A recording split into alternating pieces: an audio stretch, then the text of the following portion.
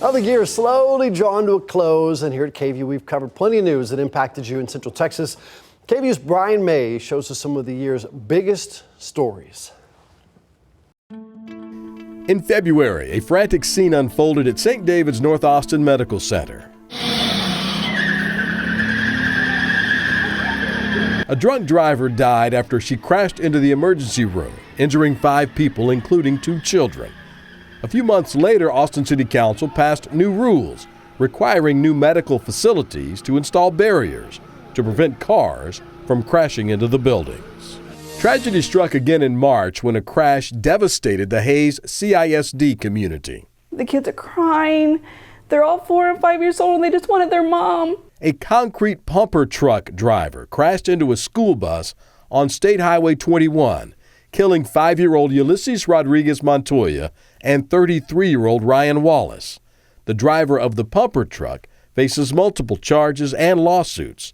His next court date is in April. A jury delivered not guilty verdicts for Zach Camden and J.J. Johnson in the 2019 death of Javier Ambler. The deputies tased Ambler multiple times while he shouted that he had a heart condition and couldn't breathe. Ambler died a short time later. After the verdict was read, Javier Ambler's father hugged Camden and Johnson.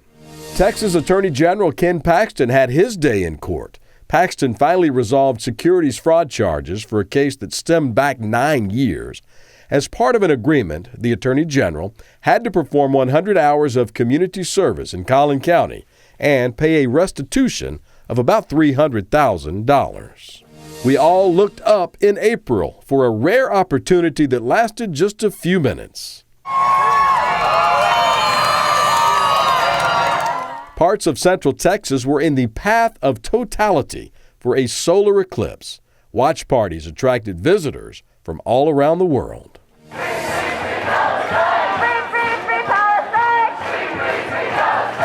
Police arrested dozens of protesters on UT's campus during pro-Palestinian demonstrations in April.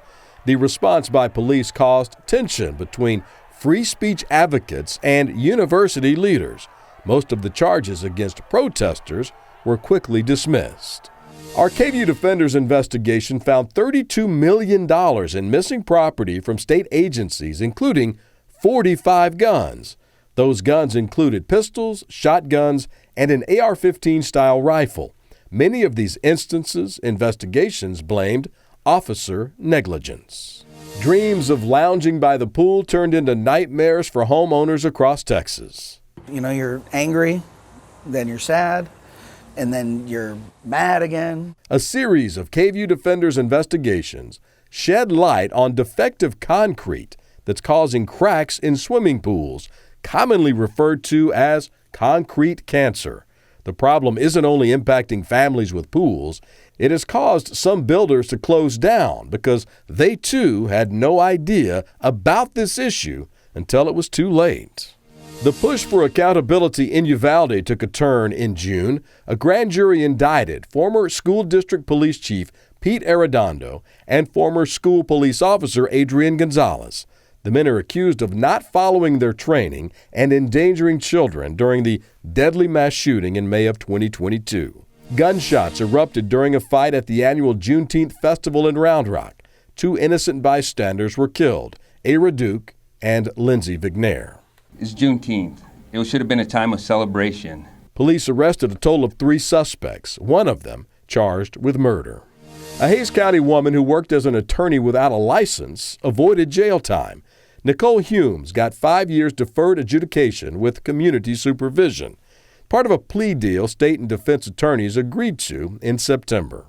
The Manor community was shocked and scared after a student was stabbed to death in school in October. It's very scary to know that your kids, when you send them off to school, they're not safe.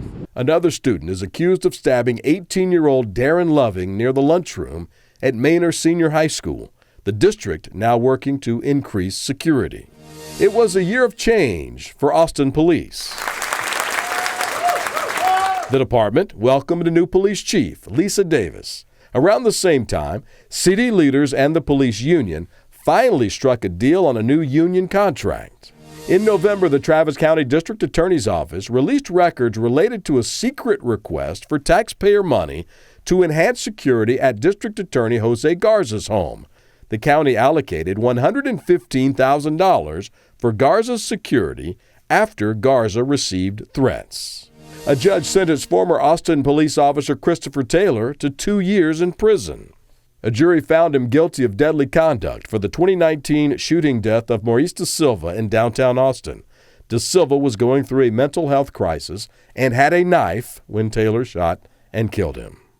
Never mind, you shoot once to his hand, take the knife off, but you shot 5 times to the chest. 2024 also brought changes for drivers. TexTag transferred billing and transactions to the Harris County Toll Road Authority. The move comes after years of billing complaints against TexTag.